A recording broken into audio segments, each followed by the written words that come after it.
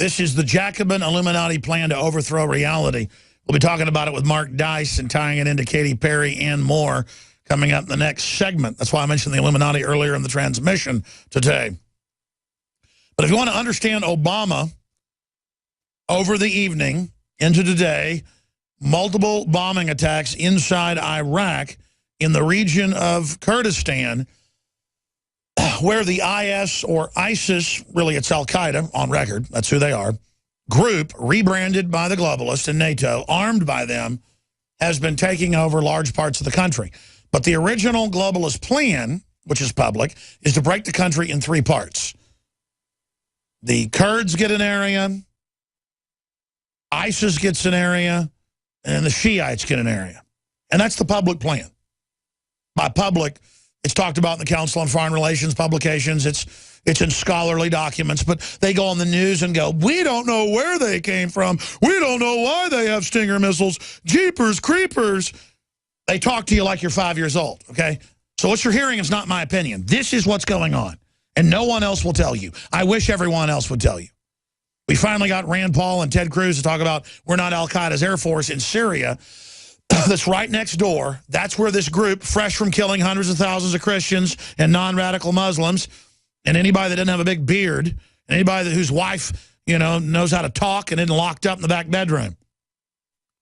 I got ISIS websites and people threatening me now all over the web, looking up and attacking me. I mean, what a bunch of scum. All a bunch of globalist front cutouts, allowed to operate on Facebook and everywhere else. But if I have a crooked toenail, the SWAT team shows up. Remember the headline 2 weeks ago that ISIS is allowed to operate on YouTube, on Facebook, on Twitter, and the government says, let them operate. We track them that way. Give me a break. Now, again, they don't run them. They fund them and open the door for them, like throwing a newborn baby in with starving pit bulls that have rabies. You understand? I'm not saying they don't exist. The media will go, he says there's no such thing as ISIS, and then we didn't have the moon landings. That's how they lie to you. No. What I'm telling you is on record. And here's where you read about it. In late 2001, they had generals and colonels, a colonel in special forces, told the San Francisco Chronicle first, and one guy got kicked out of the Army over it, because they said, we would just bomb emplacements of 12 and 14-year-old conscripts in front of Kabul and other areas. We would shell them and kill these little kids once we got there.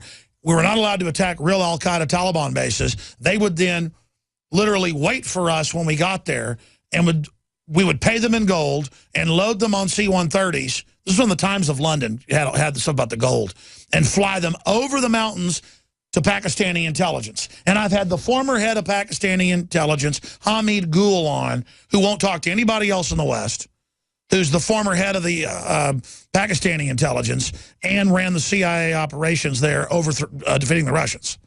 And he concurs with my analysis. This is exactly what happened, okay? So they fly them over to start the operation to destabilize Pakistan and give the West an excuse to attack Pakistan. And then to stir up the rest of the radical Muslims there. So I'm going to explain. This is like putting fire ants in somebody's bed, okay?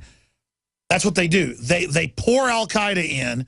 They pour Haqqani network people in. They pour them in. They give them Saudi funding. That's on record.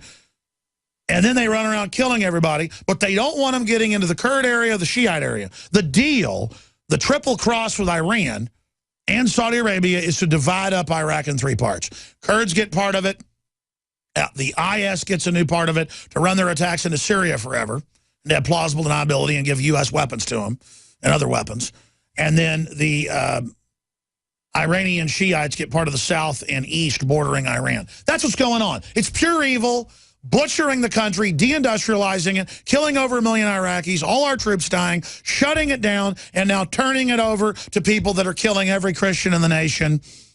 But when they start getting too far into the Kurd areas, and we're going to blow up the dam and take the oil fields, oh, now Obama, because he doesn't run them, he funds them and opens the door for them. When they start getting into the oil fields, oh, sorry, you can have these oil fields to get your weapons and overthrow Syria and diminish Jordan and all our supposed allies who our government's trying to overthrow. Egypt, Jordan, all of them.